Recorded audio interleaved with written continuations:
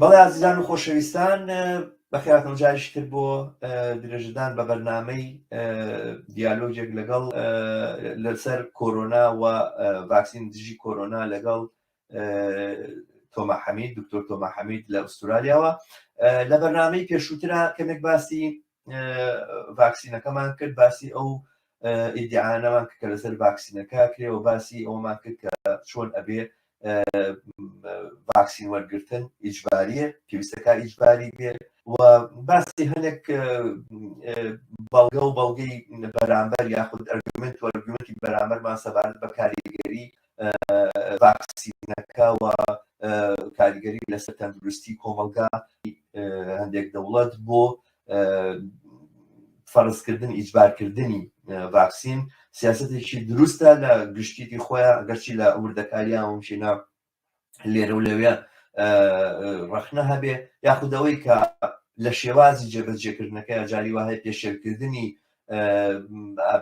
سانسۆریەتەکایەوە، پێشێلکردنی ئازادی تاکێتەکایەوە لەوەی کا لە دژی ڤایرۆسەکە قسەکە. لەم بابەتانەیە دیارە تۆما بە تایبەتی نەزەرێکی زۆر ڕۆشنی هەبوو سەبارەت بەوەی کە ئەمە کارکردەوەیەک و کارێکی نادروستە، بەڵام لە گشتێتی خۆیان دیارە ئیجباریکردنی ڤایرۆسمان بە مەسەلەیەکی پێویست زانی و بە سیاسەتێکمان زانی بۆ پارێزگاریکردن لە تەندروستی کۆمەلگاوە. لەم بابەتەوە ئازادی تاک وەختێک ئەوەستێتە بەرامبەر ئازادی تاکەکانی تر بۆ ژیانکردن، بۆ ئیدامەدانی ژیان و پارێزگاریکردن لە ژیانی خۆیان، ئەم ئازادی تاکە بۆ وەرنەگرتنی ڤایرۆس و تەسەڕوفکردن بە ئارەزوی خۆی و گەڕان بە ئارەزوی خۆی وانە ئەبێ بوەستێ، لەبەرەوەی کە سنوورێک هەیە بۆ ئازادی تاکەکان لە بەرامبەر ئازادی تاکەکانی ترە. بەرحاڵ ئێستا ئەم بەرنامەیە ئەم بەشی دووەمی بەرنامەکەمان تایبەت دەکەین بە مەجموعەیەک پرسیاریشێک لەوانە ئەوەیە پێکهاتەکان ئەم جوڵانەوەی کە لە دژی ڤاکسین دەرکەوتۆ پێکهاتەکان چ لە ڕووی ئایدۆلۆژی و فکریەوە یاخود لە ڕووی چینایەتیەوە، و یەکێکی تر ئەوەی کە ئەم نەزەریاتی موامەراتانەی کە لەم چوارچێوەیە بڵاو بوونەتەوە ئەوانە چی ئەگەێنن، و بەشی کۆتاییش ئەگەر فرسەتمان بێ کەمێک سەبارەت بە پەیوەندی ڕەخنە لە سەرمایەداری بە مەسەلەی کۆرۆناوە چییەوە، چۆنشۆنی لە چه جۆزێکەوە، لە چ ڕوانگەیەکەوە، لە چ سۆنگەیەکەوە ئەتوانین ڕەخنە لە سیستەمی سەرمایەداری بگرین سەبارەت بە بڵاوبوونەوەی کۆرۆناوە، دروستبوونی ئەم پەتایەوە، توێرانکردنی ژیان بە جۆرێک لە جۆرەکان. بەڵێ دووبارە من تۆمام لەگەڵا بۆ ئەم بەشەی تری بەرنامەکەش. بەخێراتیەوە تۆما، خۆشحاڵم کە لەگەڵمای دووبارە. زۆر سپاس. تۆما، من پرسیارێک ئاوا دەست پێ بکەم، ینی ئەم باسە میحوەری باسەکەمان لەسەر پێکهاتی ئەم جوڵانەوەیە، جوڵانەوەی دژی ڤاکسین، ئەم خۆپیشاندانە فراوان و گەورانەکە لێرە و لەوێ ئەکرێوانە بەبێ تەنزیمکردن و بەبێ ڕێخستن ناچێتە پێشەوە. ئەزانم بەشێکی زۆری ئەوانەی کە هاتوون بەشداریان کردو لە خۆپیشاندانیان ڕەنگ نییە لە ڕووی فکری و لە ڕووی سیاسیەوە سەر بە یەک تەیار بنوانە، بەڵام عەسەبێکی ئەساسی ئەم خۆپیشاندانانە منەظەمە ڕێکخراوە و بە بڕوای من ئەوەی تا ئێستا من لی ورد بوومەتەوە، هێزە ڕاستڕەوە مەسیحیەکان بە هاوکاری هێزە ڕاستڕەوە ڕاسیستەکان، ئەمانەی کە دەرگیری جۆرێک پۆپۆلیزمی دژی سیستەمی ئەوانن و لێرەوە خەریکن نفوزیان زیادەکەن، ئەمانە عەسەبی ئەساسی و ڕێخەری ئەساسی ئەم خۆپیشاندانن لە ڕووی فکریەوە. و مەسەلەی ئەوەی کە مەسیحی دەستی ڕاستی کۆنەپەرستەکان کە لە ئەمریکا و لە ئەوروپاشا لە بەرامبەر ڤاکسین وەستامە یەکەم جاریان نییە، یعنی هەر لەم شاری ستۆکۆڵمی ئێمە کە منی تیاژیم لە ساڵی 1870کانە سمۆپۆکس کە باڵێ ئاوڵێ وە نییە، سمۆپۆکس ئاوڵێ نا جدەری بە عەرەبیان لە بەرامبەر ئاوڵەیە ڤاکسینێکە دەرکەوتووە، یەکەم ڤاکسین پێما بێ یەکەم لۆقاح کە دەرکەوتووە لە بەرامبەر ئاوڵەیە دەرکەوتووە. جوڵانەوەیکی زۆر گەورە لەم شارەیە لەم سویدەیە لەلایەن کەنیسە مەسیحیەکان و بە تایبەتی باپتیستەکان لە بەرامبەری دەرکەوتووە، کار گەیشتۆتە ئەوەی کە هەڕەشەیەکی گەورە دروست بووە لەسەر تەندروستی کۆمەڵگا، هەر بە دژایەتیکردنی ئەم کەنیسەیە و ئەم مەسیحی دواکەوتوانە بڵێن سەر بە دیانەتی مەسیحین، بەڵام لە ڕاستیە ڕەوتێکی سیاسی ناو مەسیحێتن یان ڕەوتێکی بڵێن سێکتێکی ناو مەسیحەکانن کە لە بەرامبەر بە ڤاکسینکردنەوەوانەیە وەستانێتەوە و ئەمە کێشەیەکی گەوری دروست کردو هەر ئەو کاتە، ینی مەسماسەکە مێژوویەکی هەیە لەم بابەتەوە. ئەمە تایبەت بێ بە سوید بۆ نمونە ئەمریکا بە هەمان شێوە پێما بێکە مەجموعەیە کەنائیسی دیاریکراو لە ئەمریکا هەن کە مۆزعی زۆر ڕۆشن و قاتعیان هەیە لە بەرامبەر ڤاکسینەکە بە هیچ شێوەیەک ناکرێت. من ئیعلانێکی کەنیسەکانی هینم بینی بڵێن پلیستەکانی بەریتانیان بینی کە ناردبیان بۆ سەرۆکوەزیرانی بەریتانیا داوایان کردبوو کە ئەم مەسلەی ڤاکسینە ڕابژیرێ لەبەرەوەی کە بەشێکی مەسیحەکان بەڕاستی مشکلان هەیە، مشکلی مۆراڵی دینیان هەیە لەگەڵ مۆزوعی ڤاکسینکردنەوەمانەیە. یعنی بە جۆرێک ئەبینی کە عەسەبی ئەساسی ئەم حرەکەتە لەمانە پێکهاتوون. مەسەلەیەکی تر کە لێرە بتوانین بەرجەستە باسی بکەین باسی پێکهاتی چینایەتی ئەمانەیە. یعنی ئەمانەی کە بەشێک هاتوون لە ڕووی ژیانی خۆیانەوە ناڕازینەوەوانە، بەشێک مەسەلەن دەتوانن ئەو پیشەوەرانە بن کە بربەستەکانی سەبارەت بە ڤاکسینی کۆرۆنا ئەوانە ڕێگری بۆ دروست کردون بۆ نمونەوانی کە لە قتاعی چێشتخانە و ئوتێل و بڵێن ئەو شوێنە ڕێستوران و بڵێن ئەو جێگانی کە شوێنی گەشت و گوزار و ئەوانەی قتاعی سیاح و ئەوانە ئەمانە زەرەرمەند بوون، نەک کارگەرەکانە کە موشینە بڕۆن ئیشی تر بکەن ئەوانەی کەوا بزنسەکانیان ینی ئەو بڵین بەشە لە بۆژوازی وردە بۆژوازی کە توانای مواجهەکردنی سیستەمەکەی نییە بە جۆری ترۆوانە و لە دێر زمانەوە بێتاقەتە بێزارە لە بەرامبەر سیستەمەکەی هەمیشە خۆی بە غەریب زانیوە لە بەرامبەر سەرمایی گەورەیە، بەڵام کە هاتۆتە سەر مەسەلەی ئەم ڕیسروخونانە ئەم هینانە ئەم بڵین قیودانە یاخود ئەم بەربەستانی کە دروستکراوە ڕسترکشنانی کە دروستکراوە مەسەلەی بۆ تازە بۆتەوە و بۆی بۆ بە موقفێکی سیاسی و ئەمە پێکهاتەی ئەساسی ئەم جوڵانەوەی تەشکیلەکە. من ئەمە لێکدانەوەمە ئەوەیشی تا ئێستاکە بۆم ڕوانیوە لە ئەمریکاوە بگرە تاکو مەسەلەن وڵاتانی تری ئاسیا و ئەفریقیا زۆرتر ئەم تەیارە دینیە متعەسیبەیە کە بۆ بە ئەساسی وە کە لەلایەن ئەم ناڕەزایەتی و تووڕەیە لە بەرامبەر سیستەمەکە لەلایەن بوردە بۆژوازی و تەخزیاتی. من لێکدانەکەم ئامایە نازانم تۆ هەر لەو کاتە تاریخیان ئەگەر سەیریکەی هەر لەو کاتە کە تۆش باست کرد لەو کاتە کە ڤاکسین جاریەکەم دەرچوو کە لە ڤاکسین ئەگەر بێ جاریەکەم بە شکلێک بیدایی جۆرج واشنتن ئەوێدی کرد بەکاری هێنا لە 1970 زۆر بە شکلێک بیدایی بەکاری هێنا بۆ جێشەکەی لە خلالی تەورەی ئەمریکی. بەس ئەو شوێن ئێتالیای تازە ئێستا لەو کاتە لە 1906 کردی بە قانون یعنی ئیلزامی کرد. دوای بریتان لە ناوەڕاستی قڕنی 19 ینی 1953 کردی بە قانون لە بریتانیا دژی چکن پۆکس بۆ ئیترەوە جدەری چی پێ هەر لەو کاتەوە ئیتر ئەم حرەکەتە دەستی پێکرد. سێ مەوجەمان بۆ دروست بوو، یەکەمین مەوجە دژی چکن پۆکس بۆ لەو کاتەوە، دوای مەوجەیەکی تر مەوجەیەکی دەرچوو ئەو مەوجەی یەکەم زیاتر ئەوێدی بوو ئەم ڕەوتی دینی و ئەوانە ئەوێدی دیبێتیان چی بوو ئەیان وت تۆ ئەگەر تووشی نەخۆشێکی بی ئەمە ئیرادەتی خوایە نابێتەوە تەدەخل لە ئیرادەتی خوا بکەی و ئەوانە ئەگەر بڕۆی مەتەن ڤاکسین وەرگری ئەمە قەناع ئیمانت زەعیفە و نازانم چی زیاتر لەباری ئەم ئەوێدیە. دوایی تر تەطویر بوو دوای وتیان نا هەندێک ڤاکسین کە ئەوێدیەکەن لە پرۆسەی تەطویرکردن ئەوانە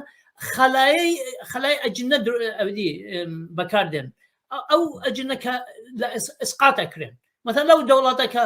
ئسقات ئەوێدیە شەرعیە ئەو ئەجنانی تر خەلای وەلەگرن بەکاردێنن بۆ تەطویرکردنی ڤاکسین نازان چی تر ئەمە ئەوێدیەکی دینی بوو دژی ئەم هەندێک ڤاکسین. ئێستا لەم ڤاکسینانە جۆنسۆن جۆنسۆن ئەوەی بەکارهێنەوە ئیتر دوایی هەندێک مشکلان هەبوو کە پرۆدەکتی مەتەڵەن ئەوێدیان تیا بوو حیوانی خاصة مثلا جولا كان نازم شي براز حتى بشكل إسلامية كان مثلا تشتكي برازي تيابي منتوجكي برازوان بس دوائي موجي دوان كزور بقوة بولا حفتى كان قرني رابرتو يعني لهزار ونوصدو حفتى كان دسي بيكر دي تي بي ديفتيريا تيتانوس بيرتوسس كثلاثيه فعلا ابدي لقاح الثلاثي لو كاتوا عندك دكتور عندك لم ابدي خبير هاتن وتيان ربطي انكرت لك المجموعي نخوشي جمله عصبيه ونازم شي دواي ديار بك هيك ربطي نبو هيك اساسي نبو بس مهم او بو بسبب كتا ابدي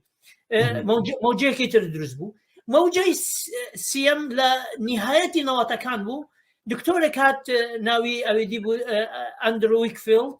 كحت ام كابرا ربطي كرت ابدي فاكسيني ام ار كفاكسيني كتر زور باوا استبكاردن بو منا ودي اما ابدي توحد درسك ام اوتيزم درسك دواي لو فضيحه بو فضيحه بس زور فضيحه جورب ام دكتوره تعلاعبي هتا استشهد باوا هرقسينا سيركي بلان اصل اساسي لبنا ودروب لا لبنا ودروب كابرا باراي والقرتبو لشركه محاماه ام شركه محاماه تمثيلي دوانزع الى كردجي سلطه ابدي حكومه تاكو ابدي ام كابرا بارا وليا قلت لو كومبانيا يتر تلاعب ياكل بداتا كان ويتر قشت درجه حتى اجازه لو قلت بس لقال اوش استحر باسيا كان عليه فاكسين توحد درسك او اوتيزم درسك او نازم شوانا استحر بدرويك همو كزيلته ودوات الدرو كان كباس ما كل تيوريكاني مؤامره دوباري وسري بالضبط يتر دواي يتر هات ام فاكسيني كورونا موجي شوارمبو طبعا كباسي سي شوار موجه كام لبيني موجانا ام انتي فاكسين هرهبو بس ضعيفه بو لا وازبونا اودي بس لم شوار حالته زور بقوه اذا لم اودي استا او شوني تياراتي ديني هذه ديني حد دوريان هيا بس زياتر راسترو تياراتي راستروي ترن كاودي بكاردين ام اودي بكاردين او حاجات اناش كتقديمي كان توزك جوازن ترادك مثلا او الدين هرماوا دين مثلا ما تجي ارادتي خوايا ونازم شيء بس زياتر تشتي تربكاردين اما مثلا اوديا ام شركاتي درمان ام فاكسينان ام فيروس درسيان كردو يعني ام فاكسينان درسا كان تكون خلقنا خوش بكبد واي درمان بو ام نخوش انا دسكا لو هموي مهمتر تشتكي تربوك اودي الان ديجي حريتي فرديه يان تشتكي زور بقوتر لو دولتنا كاودي نيو ليبراليزم وانا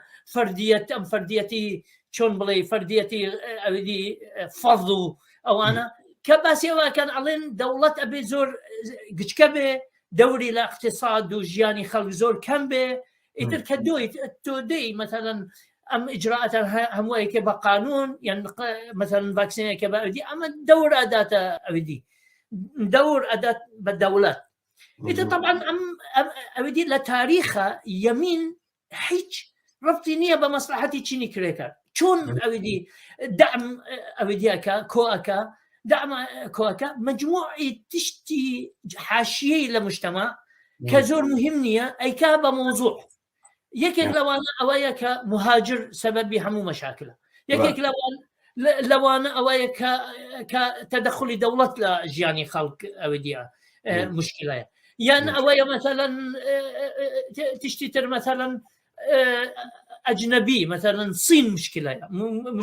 همو صين أم همو مشاكل ونازم شيء تدخلي صين ونازم إترت أم لومي أواني ترنازم شيء برزي أكان يعني مثلا حمل أبدية أم حق حملي سلاح يكن بموضوع يزور جولة للمجتمع يتلا كونش كنا يقدر سكن لما هم أبدية أي قوة در سكن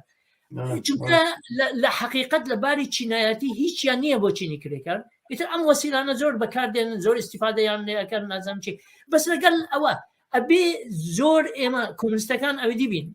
واضح بين أبي أم فرق جدانين بيني حركاتی ڕاستڕەوە ئەوانە کە دێن مەتەن دژایەتی ڤاکسینەکەن لەسەر ئەساسێکی درۆزن یان ئەساسێکی ڕاستڕە و کە ئەویدی حقیقەتی نییە لەگەڵ تاکێک کە مەتەنەن ئەویدی هەیە قەلەقی هەیە یان تەوەهمی هەیە نەزان ئەمانە هەموو نەخەنە یەک ئەویدیە باسکتێک یان لایەک بڵێن ئەمانە هەموو دژی ڤاکسینن ئەمانە کەسی ئەویدی دژی کۆمەڵگان تۆما من لە قسەیە تێگەم بەڵام من بەڕێی من دیارە لەوانە لەگەڵ تۆ هاوڕا نەبم من ئەم جوڵانە بە جوڵانیش کۆنەپەرست دەزانم ئەخر تۆ خۆ تۆ ئەگەر بی مەسەلەن باسی بکەی بۆ نمونە هەموو ئەم تیرۆریستانی کە چوون بەلای داعش و ئەوانەیە بۆ نابینیتەوە کابرا مەسەلەن کەسێکی تیاابێ زۆمی لێکرابێ کەسێکی تیاابێ مەسەلەن بە زۆر لە کار دەرکرابێ کەسێکی تیاابێ بە ماڵەکەی وێران کرابێ هەنووا شتا شتی وای تایە یعنی هەموو ئەو جوڵانەوانی کە تۆ ئەمرین لە دنیاە کە ئەساسەن جوڵانەوەیشی ڕاستڕەوە و ئیتیجاهێکی زۆر زۆر کۆنەپەرستانی هەیە پڕپڕەتی لە بەشەری بێتاوان پڕپڕەتی لە بەنیادەم کار موچینە تەوجیهاتی هەبێ بۆی کەوا بۆچی هاتوتە ئەمینەوە بەڵام قسەکە لەسەر ئەوەیە سوی ئەم جوڵانەوەیە کولی ئەم حرەکەتە لە بەرامبەر دەوڵەتە حرەکەیکی ڕۆژعی و کۆنەپەرستانەیە جوڵانەوەیە کە لە باشترین حاڵەتە لە چاکترین حاڵەتێ داکۆچی لە داخوازیەکانی توێژێکی دیاریکراوی کۆمەلگاکە کە پێوتێ وردە بۆ ژوازی یاخود وەکو هاوڕێ فاتح شێخەڵێ وردکە بۆ ژوازی باشە ئەم بەشە لە بۆ ژوازی کە خاوەنی ئەملاکیشی دیاری کراوە و ئەم ئەملاکەی ڕۆژ بە ڕۆژ لەلایەن سەرمایە گەورەوە خەریکە داخرێت و لێ کەمەکرێتەوە ئەوانە ئایا ئەوێ پێشکەوێت و بڕواژیانێک باشتر و گوزەرانێکی چاکتر لەوەی کار سەرمایەداری تەوفیری کردو بۆ ئینسانمێنێتەکایەوەدا ناوێ ئەوە بکە ڕخنەی لە سەرمایەداریە ئەوێ و دۆخی ئێستا بێڵێتەوە یا بگەڕێتەوە بۆ ئەو دۆخەی کە تۆزێک ئەمورکە بۆ ژوازیە دەسەڵاتێکی زۆرتر و موچێکی زۆرتر و ئەمنیەتێکی زۆرتری لە ژیانە هەبووە ئەو ئەم نۆستالژیایی کە مەسەلەن ڕاستڕەوە هێز ڕاستڕەوە ڕاستیستەکانی لێن هەر ئەمە پێک هاتەکەیەتی ئەوەی کە مەسەلەن مەسیحیەکان بە جۆرە لە جۆرەکان دەمجیەکەن لەوەی کە لە بەرامبەر پێشکەوتنە ئاوەستن لە بەرامبەر تەستەورە ئاوەستن لە بەرامبەر شارستانێت ئاوەستن بەشێکە لەمە یعنی من وا ئەبینم کە ئەم جوڵانەوەی لە ئەساسا بۆ خۆی لەو جێگایەشا کە ڕەخنەی لە مەسائلی ئیناهەیە کە دواتر دێنە سەر ڕەخنە لەسەر مەسائلی کۆرۆنا ئەوانە چۆن لە ڕواگەی ئێمەچیە بەڵام ئەم جوڵانەوەیە وەک خۆی لە جەوهرا جوڵانەوەیکی کۆنەپەرستانە و ڕەچیە باسی کردن لەسەر ئەوەی کە من پێویستم بەوەیەکە ژیانم کەس نەهاتووە بە زۆر ئێستا لە حاڵی ئێستاە ئەوەنەی کە من ئاگادار بم لانی کەمدا لە سینا لەوانەیەوانەوێ بەڵام لە سویدا بۆن بوونە کەس داهاتۆتە سەر بەردەمی ماڵەکەت بڵێ گا ڤاکسین وەرەگریاوە بۆ سجن دەڵێن یا ڤاکسین وەرەگری یا مەچۆ بۆ مەتحەم لەگەڵتم بۆ بەستمەوەی جوڵانەوەی کە لە بەرامبەر ئەمە دروستە بێڵن نەخێر من ڤاکسینی ژوەر ناگرم و ئەشتم بۆ مەتحەم و یەک فلسیژنایم فەحەز ناکەم و ڕم سواری تایارا بم لە وڵاتەوە بۆ ئەو وڵات و بە ئارەزوی خۆ من ئازادم ئەمە ئازادی نییە کاکە ئەمە گوندەیە دەری کابرا هەڵێ لەوە نییە وەڵام من ئەتوانم بیکەم ئەتوانم ئەمە بکەم و من حەقت هەیە کاکە تۆ ئازادی کە هێنبیتوانە وڵام ئازادی تۆ لە ئاستی ئازادی منە بۆ پارێزگاریکردنی ژیانم ئەوەستێ مەجبوری دەمە داخێت و بڕێتە ماڵەوە دانیشی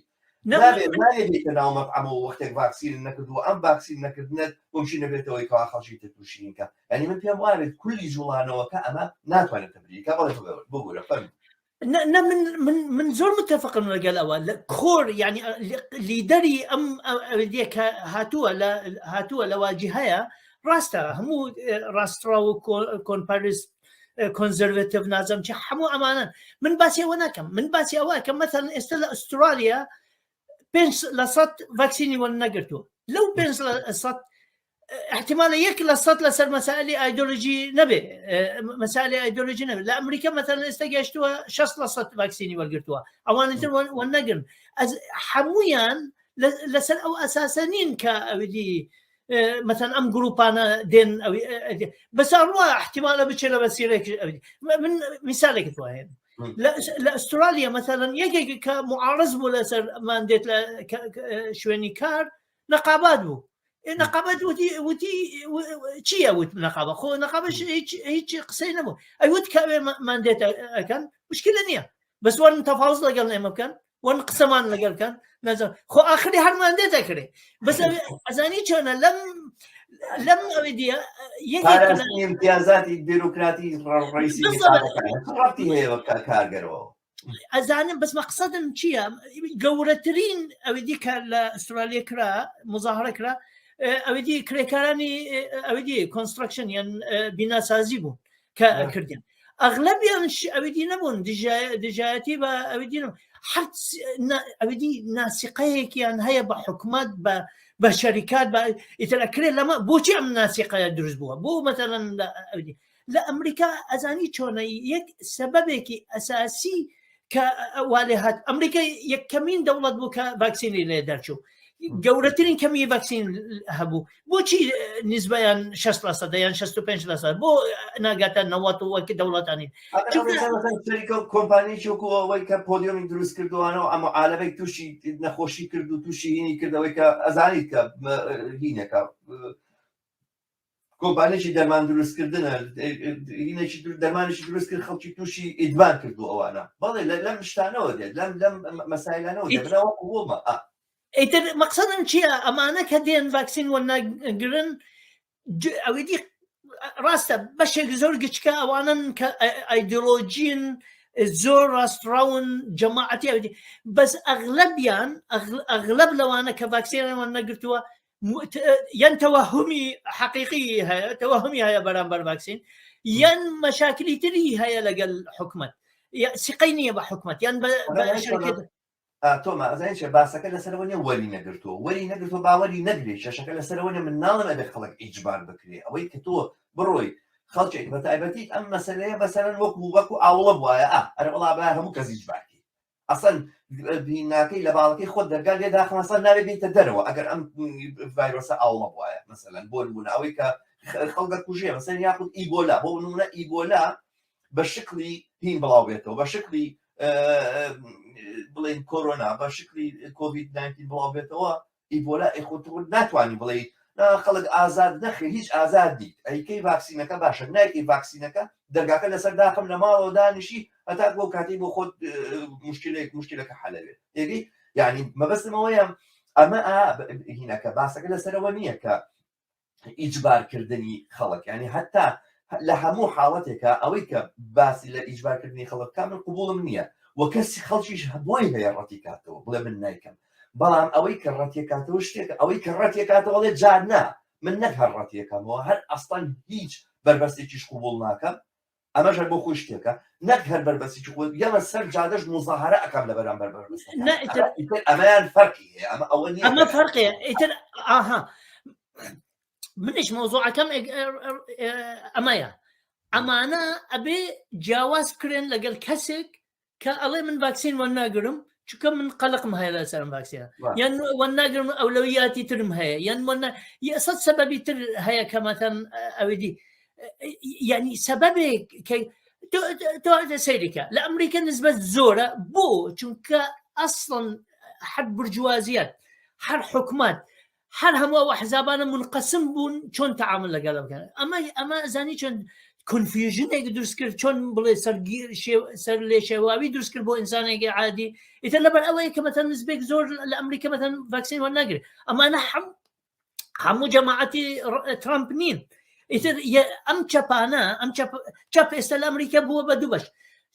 دژی ڤاکسین دژیمان دێت ڕۆشتوە لەگەڵ ڕاستڕەوەکان و نازانێت یەکێکیان ئەوانەی ڕسمی مەتەلا ئەم CNN و نازانم چی و دیموکرات و بەشێک لە حتى بشكل يساري على اساس راديكال وانا قشتو درجه حكي فاكسين وانا قلت ابديان مجرم ازانن ترامب ازانن دخلنا سنه من ديجي امام ناكره زور هيا حد تشيني تويا تشيني كريكاري تويا توهمي هيا ابي بروي ام ابدي توهم بو توهمي لا يهبه بو ابدي اسبابي هيا ام برجوا من مثال وين فيروس درچو للصين جاري كم بوريس جونسون وترامب استهزاء ينكر فترة كان بدس بو بچن مجموعة تشت كان نانكر دوای کە هات لەوێ ئستهزایان کرد ترامپ وتی ئەمە ئەوێ دیەکە فلوویەکە دێ و ئەڕوا و نازانم چی بۆرس جۆنسن وتی نا دێن خەڵک تووشە بێ و ئەگەینە هێرد میونیتی و نازانم چی ئستهزایان کرد دوای کە هاتیتر ئیتر ئەم کۆنفیوژنە کە متفق نەما ئیتر دوای ئەوە وتیان نا اقتصاد مهمترە یان اقتصاد مهمترە کە تۆ زەرەری داخستنی شارەکان و ئێشی شوێنی کار نازانم چی یان حتا فەرزکردنی ڤاکسین ئەمە زیاترە لە ڤایرۆس خۆی کە وانە باسی یەکەم کە ملیۆنێک لە ئەمریکا ئەمرێ ئەمە کاریسە زەرەری ئەمە بە سەدقات لە ئەوێدی لەوە زیاترە کە ئەوێدی نیزامێک لە ڤێتنام یان نازانم چین ئەڕوا بۆ 3 هەفتە شوێنێک قەپاتیەکە دوایی ئەوێدی حتا لەباری اقتصادی گەر تو سەیریکەی ئەو وڵاتانە کە ئەوێدی ڤاکسینیان کرد نازانم ئێستا وەزعیان باشترە وەزعی اقتصادیشیان باشترە ڕاستە مەتەن لە چینە ئیغلاق کێ کردی حکومەت ئیغلاقی کرد ئێستا لە ئەمریکا ئیغلاق کرێ بەس چونکە ئەوێدی کرێکار نەخۆشە چونکە کرێکار خزم و کەس و کاری هەیە دو هەفتە لەمەوە پێش پۆلیسی سوید مەجموعەیە کەیسی زۆری ئەوەی کە ڕۆژانی عادی مەسەن دەستی بەبانەوە دایخست وتی ئەچین برای شتینەکانە چونکە نازانم تقریبا بەجارێ 3000 پۆلیس لە سویدا نەخۆش کەوتبوو ماوەی هەفتەیە یعنی بە دەرەجەیە کە ئەمانە کاریگەری گەورە دانێت حەزارە لە مجتەمەعانی ئالێتی عادی مجتمع فقط خاتوانە مثلا شوێنێکی تر مثلا ئەم سیقە بە حکومت نییە لەو شوێنە کە سیقەت بە حکومت زۆر بەرزە میسالێک هەیە ئەوە دیە نیوزیلاندا لیدەرێکی هەیە کە ئەوە دیە وەک لێ بەرو ئەوە دیە بەس تا ڕادێک شعبیەتی هەیە نازانم چی خەڵک زۆر گوێی کرد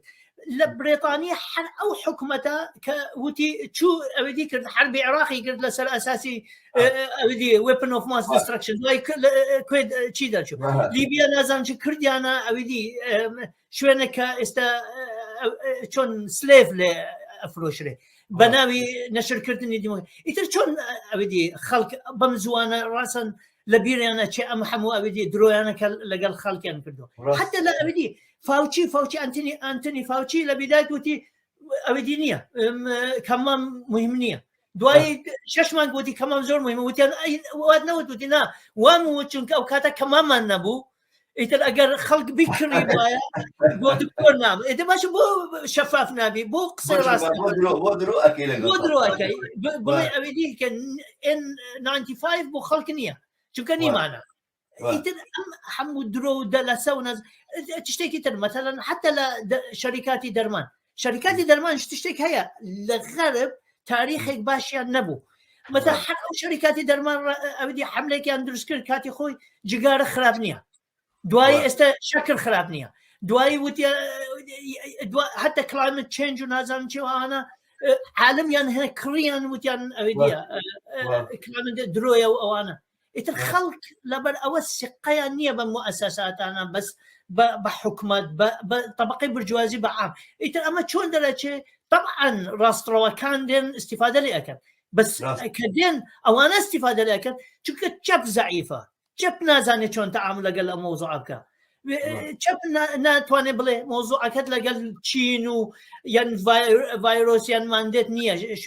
مشکلەکەت لە شوێنێکی ترە لەبەر ئەوە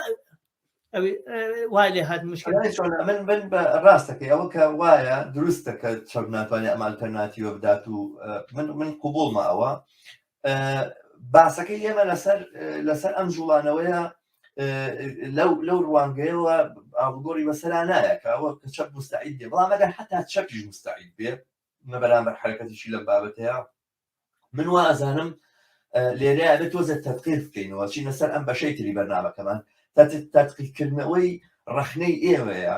تا ئەو جێگای کە ئەگاتەوە بە کۆرۆنا و بە نەخۆشی لە بەرامبەر ئەم سیستەمەیە ئایا ئێمە ڕەخنە لە کۆمپانیاکان نەگرین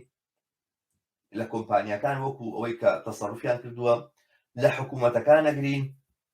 باشە یاخود لە هەموو چینی بۆژوازیە گرین کە هەموو چینی بۆژوازی سیاسەتی چۆنە یاخود لە خودی سیستەمەکەی ئەگری وەکو سیستم جا بە ئەوەی کە هەیە وەکو پەیوەندی ئابووری وەکو پەیوەندی سیاسی وەکو پەیوەندی دەسەڵات و تەنانەت حکومەتەکان و دامودەستگا سیاسەشی کە ئیپارێزێ ئەو دامودەستگا قانونەشی کە ئیپارێزێ نای جۆنە چونکە ئینسان ئەگەر ڕەخنە لەسەر ئەوەیە کە کۆمپانیەکان چیەکەن و چی ناکەنەوە ئەوانە لێ تۆ ناتوانانی سنووری خۆت لەگەڵ تیورەکانی موعامەرەیە بچێشی چونکە مەسەڵەن کۆمپانیەکان ئەم هینیان کرد و کۆمپانیەکان چوو ڤایرۆسەکان دروست کرد دوایی بڵاویان کردەوە بۆی دنجا بڕۆن دەرمان بفرۆشن اینجا دەی دەرمانەکە نەخۆشی تر دروستکە ئەمانە یعنی بەڕاستی من ئەلێرانیە ئەمە ئینتیقادە بە ئینتیقادێکی زۆر هەتا خەتەرناکی ژەزانە یعنی تۆ ماگەر بن و تۆ باوەڕ بەوە بکەیت کە هەرچی دکتۆری عالەم هەیە هەرچی جامعەی عالەم هەیە هەرچی حکومەتی عالەم هەیە هەرچی چوزانم مەحاکمی عالەم هەیە هەموویان ئیتیفاقیان کردووە لەسەر یەک موعامەرە بۆ ئەوەی کەوا پارێزگاری لە قازانج و بەژەوەندەکانی کۆمپانیایەکی دەرمان بکەن و ئەمانە یعنی ئەزانی چۆنە ئێمە بڵێن خوا حافیز تەواو ژیان و حەزارەت و هەموو ئەوەی کە ئێمە باوەڕمان پێی کۆتایی ئێمە چۆن دەتوانین ئەم هینە بگۆڕین ئەگەر موعامەرەیەکی کۆمپانیایەک بۆ ئەوەی کەوا دەرمان بفرۆشی یا حکومەتەکان بۆی کەوا خەڵک کۆنتڕۆڵکە بەم ئەندازەیە مەحکەمە کە هەزار عالم و دکتۆر و ئەوانە تایە بوون بە جوندی و بە ڕۆح و ژیانەوە کاری بۆکەن ئەوانە ئێمە چۆن دەتوانین سیستەمە لەناوبەرین یعنی ئەمە ڕەخنە نیە لەم سیستەمە ئەمە تەسلیم بوونە بەم سیستەمە ئەمە پێمانەڵێ کە ئێمە هیچمان پێ ناکرێت بەرامبەر ئەم سیستەمەیە هەبێ دابنیشین و سەری خۆمان کەسکەین بەڵێ بۆ خۆت ژنێ و بە لەسەر فەیسبوک خۆت بەتاڵ کەرەوە بەڵام هیچ مەکە چونکە خۆ هیچ بە تۆ ناگۆڕێ تازە دنیا ئاوای لێ هاتوو هەروە بۆ هەروواژە بێ بەتاماویشەوە بێت و تاوا بەشێ لێ ناوچێتەوە کاپیتالیزم وای کردو بڕایەوە ئەم نەزەریە موعامەرەیە ئەمە نەزەریەکە کە لە شوێنێکا دێتەکایەوە کە تۆ دانیشی کۆمپانیا سەرمایەدارەکانەگری ینی کۆمپانیا بۆژوازەکان دەوڵەمەنەکان ئەوانەی کە پارەیان زۆرە ئەوانەی کە دەسەڵاتیان بەدەستەوێت ئەمانە کەوا تاوانکارن ئەوانە یعنی وەکەوەی کە بڵی سیستەمەکە بەرهەمی نالەباری ئەمانەیە بەرهەمی تاوانکاری ئەمانەیە نەک بە پێچەوانەوە ئەمە ئاسێکە لە ڕەخنەکردن ئاسێکی تر لە ڕەخنەکردن ئاسی دەوڵەتەکانە کە تۆ ڕەخنە لە سیاسەتەکانە بیر بۆ نمونە سیاسەتی نیۆلیبرالی وا هاتووە وان لەگەڵ بۆژوازی شاتوانین دەرجی کرد سیاسەتی نیۆلیبرالی هاتووە خەستەخانەکانی بەتاڵ کردوتەوە هیچمان نەماوە نازان چیمان نەماوە ئەمانە کۆرۆنا کە هاتووە ناتوانین بەرامبەری ڕابۆستین ئەو سیاسەتانە و دەوڵەتانە هەمویان وان و هەموو بۆژوازی چینی بۆژوازی خوێن مژە و نازان چی ئەمانە خۆ لە ئاستێکا هەمووی ڕاستیە بەڵام ئایا ئەمە ڕەخنەیەکی جەوهەریە لە سەرمایەداری لە پەیوەند بە کۆرۆناوە بە بڕوای من هێشتا نە ڕەخنەی جەوهەری لە سەرمایەداری لە پەیوەند بە کۆرۆنا و لەو شوێنەوە دێ کە کۆرۆنا دروست بوو ئەزانی شاری ووهان 10 ملیۆن بەشەری تیاژی لە پەنام 10 ملیۆن بەشەرەوە ملیۆنەها بەرازیان داناوە ملیۆنەها پەلەوەریان داناوە و ئەمە باشترین بیە بۆ دروستکردنی ڤایرۆس یعنی ئەمە کە شاری ووهان کە شارێکە بەحساب لە هینایە بەڵام ئەمە بەشێکە لە سەرمایەداری ئەم سەردەمەی ئێمە موشکیلە لە بنی حەزارەتەکەمانایە لە بنچینەی ئەم سیستەمەیە کە تەتەورکردنی اقتصادی پارەپایاکردن گەورە بوونەوە لە ڕووی ئابووریەوە فراوان بوونەوە لە ڕووی ئابووریەوە ئەمە مهمترین شتێکە کە ئێمە بیری لێ بکەینەوە ئەمە ئەساسی مشکلەیە و ڤایرۆس لێرەوە دێتە دی و ئەگەر ڕەخنەی ئێمە سەرباری ئەوەی کە تۆ ڕەخنە لە بۆژوازیەکری سیاسەتەکانی مەسەلەن تایبەتی کردنی کەرتی تەندروستی و ئەمانە بەڵام نێتە سەر ئەم مەسەلە ئەساسیە پێمان ناڵێ کە کێشەی ئەساسی لەکوێوە بێ چارەسەر بکەیت و چۆنی ئەتوانی ئەبێ تەواوی ئەم ژیانە بگۆڕی تەواوی ئەم حەزارەت و ئەم تەمەدونە بگۆڕی بۆی کەوا ڕزگارمان بێتەوەی کەوا بەشەرێت لە ناوچی ئەمە ڕێگاکەیتی نەگەوەی کە ڕەخنە لە هین بکەیت جا من پێم خۆش بوو ئەم مەسەلەن تۆزێ بە توولانی باسی لەسەر فرسە دەیەم بە تۆزانم وەختێکی زۆرم برفەرم زۆر متفقم لەگەڵ ئەمە من کە باسی مەتەڵەن ئەوێدی ئەو جەرائمانە کە ئەم کۆمپانیانە یان مەتەڵەن حکومەتی ئەمریکی ئەچێ درۆی حربێک دروستەکە ئەوێدی لە ژێر حجەتێکی درۆزن و ئەمانە کە باسیەکەم باسی بەس بۆ ئەوە ئەهێنم کە ئەمە ئەساسێکە کە خەڵک سیقەی نەبێ بە ئەوێدی بە سوڵتات بە ئۆتۆریتی برجوازی بە عام یعنی کە باسی ئۆتۆریتی ئەەکەم بەس حکومت نییە کە باسی ئەنتۆنی فاوچی ئەەکەم ئەنتۆنی فاوچی خۆ مؤسساتێکی طبیە بە شەریکاتی دەرەوە مؤسساتێکی ترە حکومت مؤسسێکە کە باسی ئەەکەم من ئەسباب ئەدەم بوو خەڵک هەندێک خەڵک نسبەی کەم ڤاکسین وەرناگرن و بۆ ئەمانە فەرقیان هەیە لەگەڵ ڕاستڕەوەکان كمان كسل اساسي ايديولوجي وانا اودي بس كدي بو سببي اصلي نقدي من والكومونست من قد نرشتهم زور كم رشتهم مثلا وقت بوادن بچم ردم بنظريه مؤامره خو كري جروب هاي لم استراليا لا مش اودي كي روي باسيا كي الله تو الله ام فاكسينا سيفنيه چونك زي بقيتيا اما دليلي منك اما راسنيه يعني ام فاكسينا اما دليلي من بس من امام نكردوا وانا دكتور هاي اما بيكا من نروشتم برو من تاكيد لسر اواكم لروجي اول بو كفيروس درچ هیچ سببی درچونی فيروس و همه فيروسي پیش او دي فيروسي خنازير ونظام طيور ونظام چه اوانا که همون که درچون حول ويك زراعه شلون كلام سيستم ربح ابديه لبلا ارون مثلا 50,000 ابدي خنزير داخلنا ابدي 2 كيلومتر مربع طبعا توشي ابدي فيروس درسبه بيئتك ابو فيروس ين او انا نيزيكي باي نازم ام حيوانات بن او حيوان نازم شيء اخري تر انسان وحيوان وابدي نيزيكي اكثر بن توشي ين ابدي مجموعه خلق زور مثلا تستبيستي هي بتشي مثلا حيوان بيكوجي مخوه حيوانك ابي انسان نخوه يعني ابدينيه چونك نخوشيتيا چونك حكمت ابدينا كاشراف السلام صناعتنا كنظام شيء صد سببها لو مهم تر تشيبو بوشي حمو كسيزاني بانديميك درسبي سي اي كبيش ام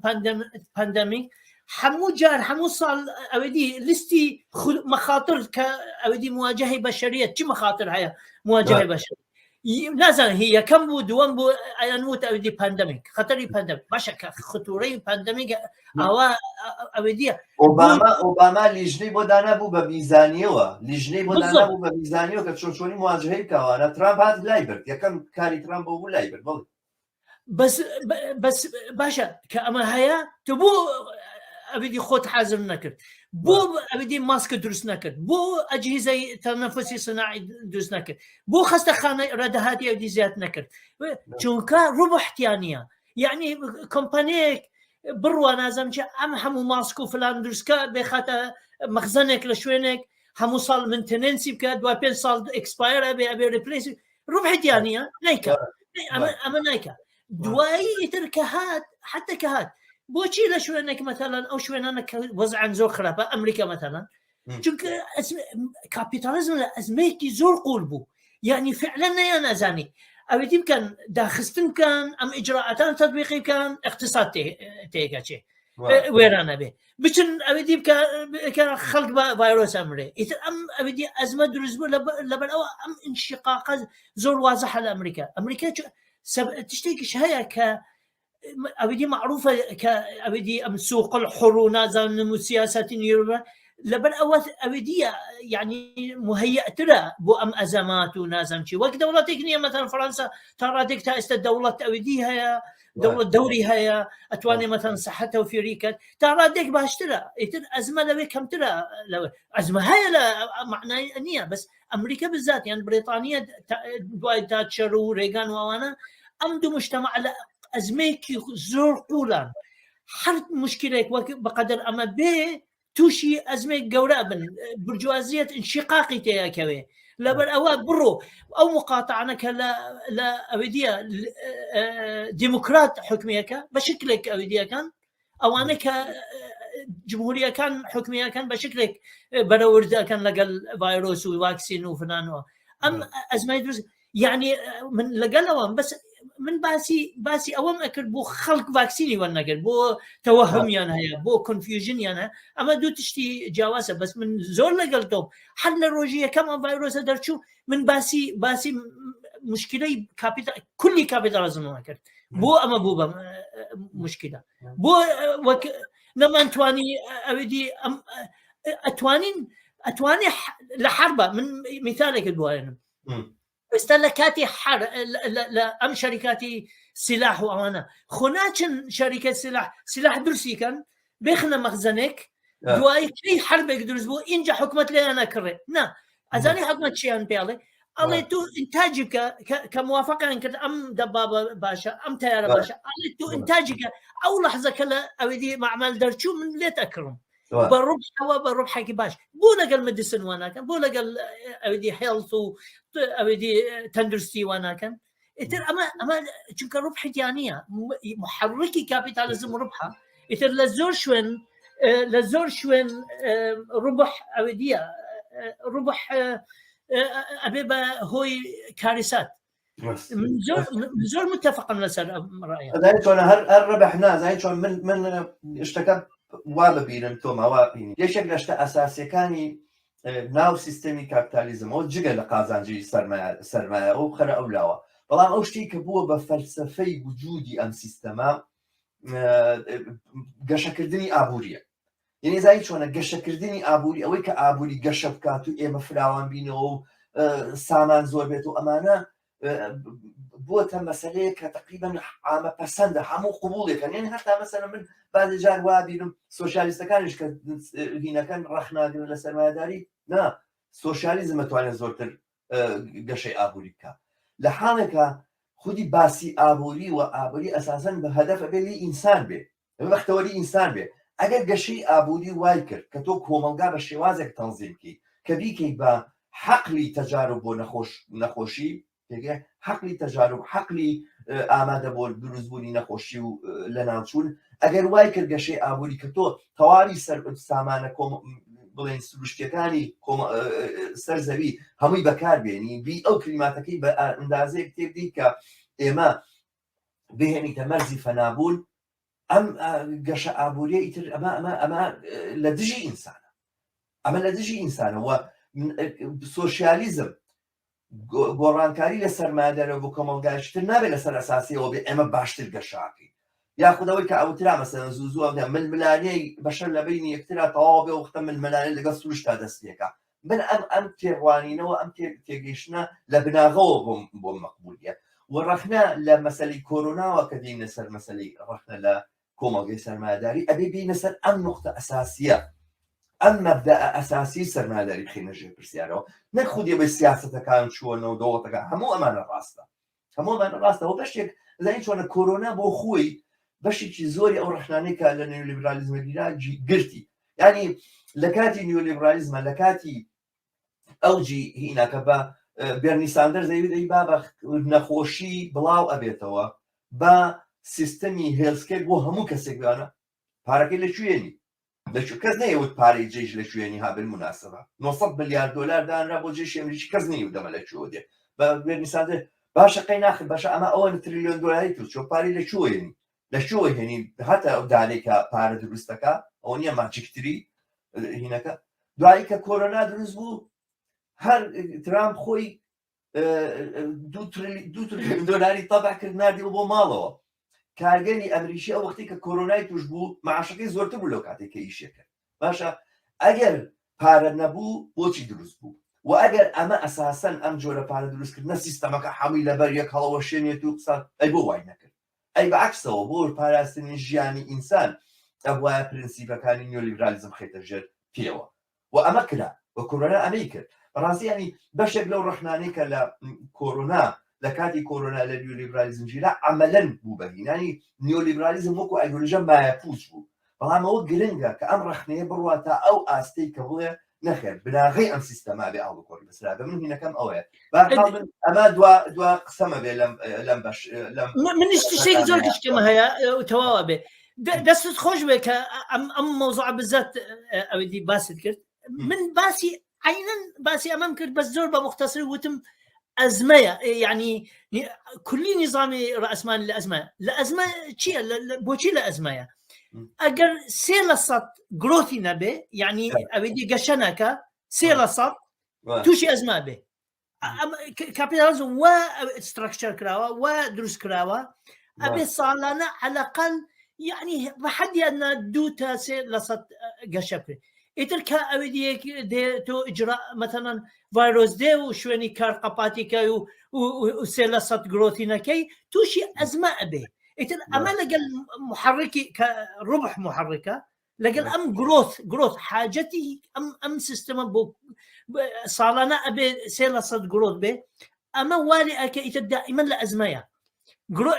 تشتێک بکە ئەوەی کۆنا ئەوەی بکە ئیتر گرۆت نابێ تووشی ئەزمە ئەبێ ئەمە ئیتر من اختصارم کرد کە بەوەیە کە لە ئەزمێک زۆر قوڵ ینی زۆر خەڵکایە تێناگە برجوازێت ینی نظامی ڕاسمانیەوە سەرماداری چەند لە ئەزمەیە ئێستا ناتوانن مشکلێک لێرە سەر هەڵادا چاکی ئەەکەن مشکلێکی تر دروستەکەن ئەو مشکلە دروستەکەن تشتێکی تر دروستە بێ ئێدە باشە گرۆت تۆ ئەم زەویە مثلەن ئەوەی مواردێکی محددی هەیە ینی چۆن ئێستا مثلەن اقتصادی عالمی نازان ساڵانە بەس ئەوەی چۆن GDP عالمی مثلا 80 تریلیۆنە ئەمە هەموو ساڵ لە سەد زیابێ 300 زیابێ تۆ ئاسن لەکوێ هێنی موادی خام لەکوێ هێنی ئەم شتانە ئۆکسجین تۆمە ئۆکسجین نەما کاربۆن دنیای داگرت ئۆکسجین هەڵمشتن ئەوە حەقەکە لە حەقەکانی ئینسانە سەرماداری ئەوەشی لێ زەوت کردین لەبەر ئەوەوە کەسێک کۆمونیست من ئەم سیستەما بێ بڕوە ئەم سیستەمە ئیتر ناکرێت لەگەڵ تەناقوزی هەیە لەگەڵ بیئە لەگەڵ بەشەریەت لەگەڵ ڕەفاهەیەتی ئینسان لەگەڵ هەمووی تۆ بڕۆ حتا ئەو کەسە کە ئەویدی ملیاردێرە دوێنێ زەگەربەرگ 31 ملیار لە ئەویدیەکە خۆ ملیاردێرە کە 31 ملیار لە کستی چوو لە ڕۆژی چەند ساعتێکە ئەویدی بوو ئێستا خەریکە خۆی ئینتیحاب بکە یعنی قەزنەوە هەتاوەی کە پارەی هەیە سیستەم وانەیەکە ئیتر ئینجۆرەکە باوەڕکە ئێستا ئەویدی ترە يعني وضعي خرابتر ولا وضعي كليكارك لافريقيا السيستم وانا كايدر تناقضي هاي لقى انساني هاري وانسان سيستم هرتنها باش كارجرني انساني هاري وام سيستم بالضبط من لازم شتيكي وتوم نما والله ما كان اشتكت هي بتواني اضافه كيف فرمو اويك وستم اضافه كم بس ابوك راستا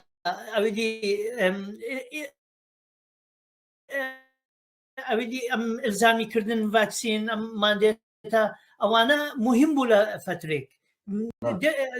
زۆر مهم ئەسبابی طبی هەبوو بەس نابواە ئەم ئەوەی یعنی مثلا دەوڵەت یان سڵتات ئەمە وەسیلە یەکەم بێ ئەبێ ئیقناع زۆر ئەوەی بەکار بێن تەوعیە کردن ئەبێ ئاسانی بکەن مثلا کرێکار و ئەوانە ڤاکسین وەرگێ بیبەنە شوێنی کار ئەبێ مثلا حەوافزی بدەینێ مثلا چی پارە بێ چی ئەوەی بێ مثلا 1-2 ڕۆژ لە کار مثلا ئەوەی ئیجازە بدەیتێ کە ڤاکسین وەرگێ یعنی مەقسەدم چیە دەوڵەت ناکرێ حەسەن ماندێت ڕقم یەک بێ ئەبێ چەند وەسیلە بەدەستی دەوڵەت هەیە کە بەکار بێنێ وا لە خەڵکە ئیتر ئەم معەدەلەی مثلا بەبێ هەتە ماندێت و ئەوانە ئەوەی بکە یعنی معەدەلی ڤاکسین چاکە ئەو مۆزوعی تر کە زۆر بۆ لە من مهم بوو ئەوە بوو کە ئەم محاولەی لە هەندێک شوێن ئەوەی بوو قەمعکردنی ئەوانە کە دژی ئەوەی بوون دژی ڤاکسین و نازان چی و هەندێکیان دژی ڤاکسین نەبوون بەس ئەوەی بوون مثلا دژی ماندێ ئەو ئجراعاتانی تر ئیتر ئەمانە قەمع کران من زۆر دژی ئەم مەوزوع بووم مثلا باسمان کرد مثلا جۆرەی ڕۆگەن کە ئەوەی ئەبێ ئەمە قەمعکردنە ئەمە دەلالەتی ئەوەیە کە ئێمە زۆعمان هەیە لە مواجهەی ئەم بەشارە یعنی چییە من ئەتوانم بە نەزەری من ئیتر نازانم خەڵکە بێ لێرە شێک بڵێم ئەوەی جۆڕۆگن نەزانیت چۆنە ڕاستە مەسەلەن دەستە جەمعی کۆمەڵێک خەڵک مۆقفێکیان دەربڕیەوە لە بەرامبەری ئەمانە والله من قەمع مؤسسەیەک لە بەرامبەر هینێکایکە تۆمە تۆ ئەم قسانە ئەەکەی لەو سەکۆیە من ئەگەر تۆ بڕۆی لەو سەکۆیەوی من نایە بۆ ئەوێ ئەمە نەبوو بە سانسۆرکردنی تۆ بزانی ئەمە زانین چۆنە من تۆزێک هینم لەم بابەتەوە ینی نەزانین من لە دژی قەمعم بەگشتی بەڵام ئەوەی کە من لەو شوێنە نابم کە تۆ قسەی لێەکەیت و ئەوانە ئەمە نابێت بە سانسۆرکردن بەس ئەوە نەبوو من لەوێ نابم خۆ حەقی هەیە گوێ لە نەگرێ حەقی هەیە بەس ئەوە مەجموعێک هاتن پێکەوە وەسیلەیەک بەکاردێن ئەم کەسە تەرد کرێ دەر سەوتی نەبێ موضوع لەوێ نەبوو کە ئەوەی دیە ئەزانی چۆنە کە ئێمە ئەبن ئەڵێن حڕیەتی تعبیر بێ قەید و شەرت مثلا سێ ئەوێدی دەها پێش ئێستا مەتەڵەن مەنسوور حکومەت وتی قەید و شەرت ئەوێدیە ئەبێ حڕیەت تعبیر بێ قەید و شەرت بێ کە ئەڵێن بێ قەید و شەرت فکرێک چەند تافه بێ چەند بەشع بێ ئەبێ ئەو ئینسانە حەقی هەبێ تعبیر لێ بکە حەقی هەبێ دەوڵەت و دەسەڵاتی قەمعی نابێ قەمعی بکە بەڵام ئەوەی کە من وەکو فەردێک حەقم هەیە مەسەلەن لەسەر فەیسبوک بۆ نمونە تۆ بەسەر قسێکەکەی من بە دڵم نییە و زۆر جارینە ئەنفۆلۆ دەکەم ناڵێت قسەکانی جوێ بێ خۆ من نەبوو بە سانسۆرکردنی تۆ لە شوێنێک نابم کە تۆ گروپێکی تۆ قسەی لێکەی دوانە حەزم لێ نێ ئەمە نەبوو بە سانسۆرکرد ئەو سانسۆر نییە بەس تۆ كي سانسور طبعا أودية كألين قمعشنا سنسورشيب توزيق الإنجليزي فرق لقى رقابة لقى قمعة كلن فرق سنسورشيب بس أولية مثلا مجموعة خلق الله ما قبل جو روغن ناكين يعني أودي ناكين أما أنا بشكلك فعال أرون تشتكي كان جو روغن قصينا منه نهم قصة حتى ترامب وشي ترامب لا تويتر نتواني قصة يعني شيء أهم مؤسساتي دولي ونازم جوانا حمو دكتور ونازم نتوان أبدي جوابي ترامب بدان وشي قاتوا درجة منع بكل تويتر وفيسبوك وانا كي حق داوبا يعني أزاني شونا موضوعي أبدي حرية تعبير كألين أبدي إنسان حقي هي تعبير كان بنظري إيما أو فكرة تافهة بشعة منطقة يعني أبي حقي هبي بس تو حقتها قناعت بينك بس وحقتها أو كسا فرزنا كلا سر خلق بس غيري أوا تو حقنيا بشي وسيلة به شي دولات به شي بشكل كتير به راسته سنسورشيب بيني كسي متساوينية بيني شونا مراتب مثلا يكيك أبيلتو برستر به تاكو سنسورشيب لسرداني أو يتر خياري تويتو قويلة من نجري بس كدين سبوتيفاي أبدي أما مراتبك برستر مثلا كبيس ميوزيشن دين ألين إما حقنا دين بأبدي روغن لسبوتيفاي به أما سنسورشيبه بنظري من بهر حال من أزاين شون لا مش نختار من قبل موافقني بلا من مبدئيا من أو قصي كباسكي كأوي كسنسورشيب رجاء أجري لوي كوا آزادي بيوا بيوستك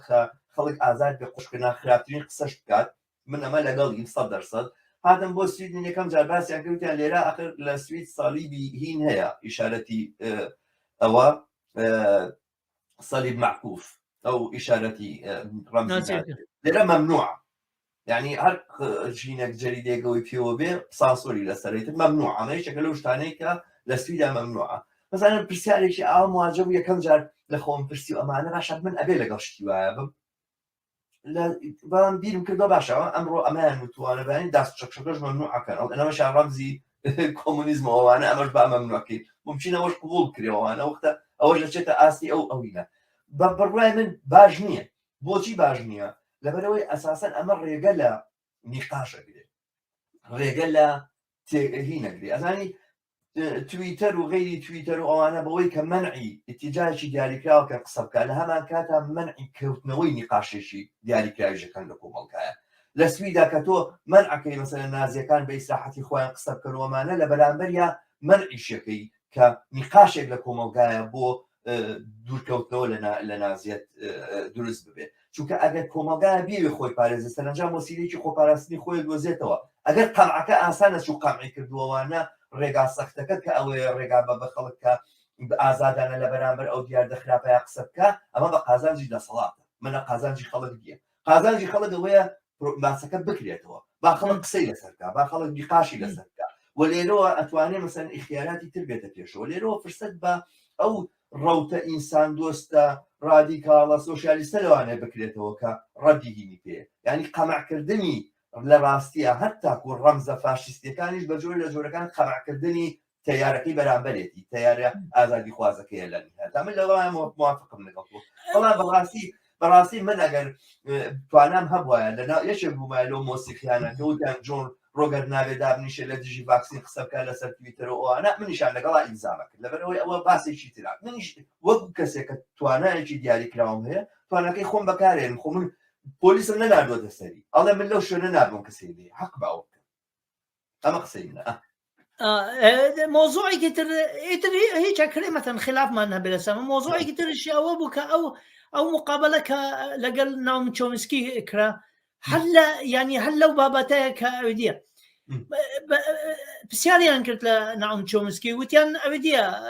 تو رأيت شيء لقل أو كسانة كفاكسين كانوا ديجي فاكسين وأنا وتي مشكلة نية حقي خويا أنا فاكسين كان بس نزاهتي يعني هبه خويا فصلي كان مجتمع وانا كتا تاوي مشكله نيه دواي شي ودوتي باشا لباري لوجستيكي وانا شلون مثلا كي خواردن اباتا مال يعني او مقابله يشتروا بلى وتي شلون بدي خواردن ابريتا مال يعني شلون ترتيبه كل لازم شوتي او مشكله خويا اما مثلا نعم تشومسكي كجاني خوي حمو باسي لبرتي لازم شيء توما زعما من طوابي مقابله كم جولي قلتوا حسب كم جايش جولي بقري نوانا الاخيره علي باشا قال بيست كان باز زندوق منته حكومه بابراناني بوبره بس باسك انا سنوي بلي ازارب زور صارمانه علي بدل قال داخل تو اينيكي بلي فن لا بروميو لو نظام كان مقابله يوتيوب بس لبروميو مقابله كردوها دو مقابله كردو لمقابله كان هرو جمله لكتوب تسالتها لمقابله دوما تفصيل بلان دوات بوزع كلي بس باشا كابرا خل مالو خواردني ني وانا المشكله خويتي بلان ما قال بيس كات وانا بوزين دومانوا نزا اگر دوایی اویدی کرد به چونکه بو بسجا جیانی خوی همو بوای برد که باسی لبرتی و حقوق دوایی هات گشته اویدی رأیی که تقریبا نازی بو اما چی بو نازی بو يعني چی تو اویدی يعني حکم اعدام لسردانی ابي المال بي ونابي نخواردن نا اویدی خدماتنا لازم شيء اویدی مشكله خودها اذا خو كل مجتمع صد طريقه تعامل لقل امانه تو دخمش اویدی كاريك اكي كتعاملت لقى الخلق نبي تو وقت كاروي بو شوب جواز بلقى الخلق كتير اكري مثلا شوبكات با اونلاين به كسي فري هذا برد بس ناكلتو بلا برو لمال دنا شيء اما مشكله خوتها اخر ازاني شو مشكله فرقي اما كومنست كان لقى ام نوع يعني والها تشومسكي نوتو سيصل ل8 خوي حروتي ليبرتي استعلي ليبرتي وحريه تعبير بس الله دواي شرطي كي بودانه من وك حزبي وك كومونيزمي كارجي الله مش شرطي بودانه مش شرطك بودانه اما بیا خوش بود اگر شنیدی و دنگ با نام چومسکی بود او هم مقصد برانبر بلینین و برانبر برشفکان کرد چیان کرد ولی شورشی اکتبر و چیان چون کرد و آنا لمواجهه پتایکا گیسی دو اصلی که آزادی تاکیم که بلام بلشفیکان و کۆمونیستەکان لە شۆژین و سەحەبەیە ئەم هەموو موسیبەتەیان بەسەرەوە ببیست دوو جێیشی دنیا شەڕی لە بەرامبەرکردن ئەوانە پێشێرکاریشان کردو لە ڕووی مافیینەوە گۆلاژیشان داراوە کردو کردبە هەموو ژیانی لەسەرەوە سەرف کرد ئەمان بەڕاستی واقعی دەوەیە کە وەختێک کەویتە مووقیفەوە جازانی چۆنە بێت بەرحاڵ باسێکی زۆر خۆش و بەڕاستی بە چێژ بوو لەگەڵ تا تۆمە من زۆر چێژم دیارە لە هەموو شتێکە هەر موافق نين لقال يكترا وشكل لا مشكلة نية زور باشا موافق بلا سنوات ومێدەوارم بینەران ماسوودیان بینی بێ لەم باسی ئێمە توانی بێتوان وەگوتە بلانی کەم ئەو پرسیارانەی کە هەنوو ئەبێ بکرێن دروستتر و کۆنکرێتتر کردوێتمان زۆر سپاس دەکەم ماندوم کردی دیارە شەو لە لای تۆ درەنگ بۆ لە ئوستورالیا لەمە زیاتر کاتت ناگرم زۆر سپاس دەکەم وێدەوارم لە بەرنامەی ترا بتوانین پێکەوە بین و لەسەر باس و بابەتی تر پێکەوە گفتوگۆ بکەین زۆر سپاسەوە ئەوەی زۆر بەسوود بوو زۆر سپاس هەر بژیت کاتێکی خۆش کاتێکی خۆش بەڵێ عەزیزان و خۆشەویستان بەم جۆرە گەیشتینە بەشی دووەمی بەرنامەی گفتوگۆمان لەگەڵ دکتۆر تۆما حەمید سەبارەت بە کۆرۆنا و جوڵانەوەی دژی کۆرۆنا و ومێدەوارم سوود من بوو بێ بۆتان داوا لە ئێوەی ئازیزەکەم هەرێک لە لای خۆیەوە کەناڵی یوتیوبی هیوا لایک و سەبسکرایب بکە و دۆست و ئاشنانی بەم کەناڵە ئاشنا بکە و هەوڵ بدە دەنگمان بە بینەرانێکی زۆرتر بکە ئومێدەوارم لە هەر شوێنەکەن ڕۆژێک یان شەوگایشی خۆشتان هەبێت تا کاتێکی تر تا یەکتر دیتنەوەیکی تر بە شادی و کامەرانیتان دەست پێ هەرش